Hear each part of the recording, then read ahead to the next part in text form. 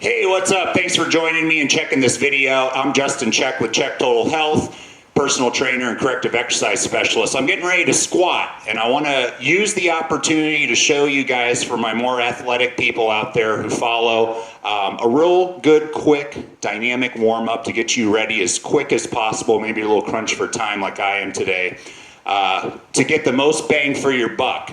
The squat, fundamental exercise, a standard. Everybody should be doing it regularly. Big open chain movement. Everything has to work together in synergy and correctly to properly squat and to minimize your risk of injury.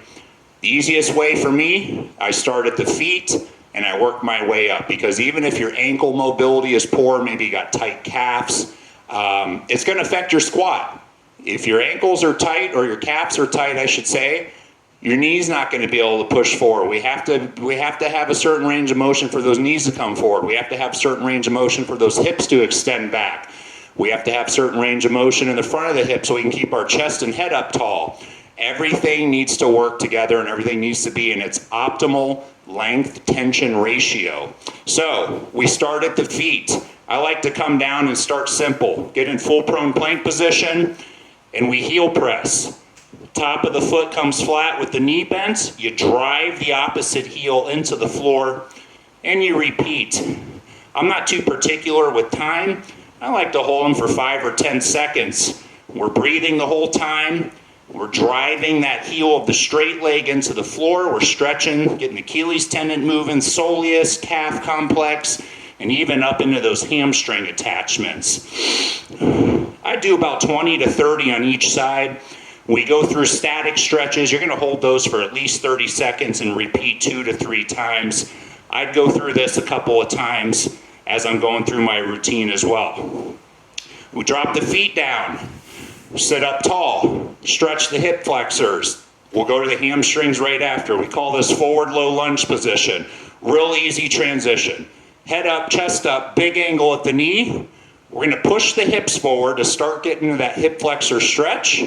We're going to keep the chest tall, pull the shoulders back. You're going to bring your opposite arm up. So if you got the left knee forward, we're pushing the hips forward, we're leaning back, we're reaching up with the right arm. You're already feeling that stretch. We're going to bend at the waist to the left, so we're reaching across to the left, keeping the chest up, and then we're also going to twist and look over the left shoulder.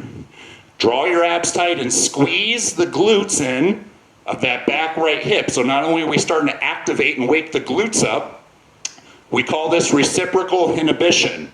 So anytime you activate an opposing muscle, the glutes on the back of the hip oppose the hip flexors on the front of the hip. We squeeze those, it forces the hip flexors to relax and lengthen even more. From our forward low lunge, we're going to hold this for 20 seconds, and you'll repeat these 2 to 3 times, each side of course. You're going to push back, you're going to extend that left front leg straight, flex your toes so we lengthen the hamstrings, peroneals, calves, posterior tibialis, all of those muscles in the back of the leg. And then we're going to fold in to that left knee for 20 to 30 seconds minimum, repeating 2 to 3 times. Stretch the hamstrings. Next, we're going to push up. We'll bring the leg back. We're going to slowly sit back onto the feet. You're going to put your knees out nice and wide. You're going to keep your toes together. We're going to stretch the quads, get up into the front of the hips a little bit. We'll walk the hands back. Walk the hands back.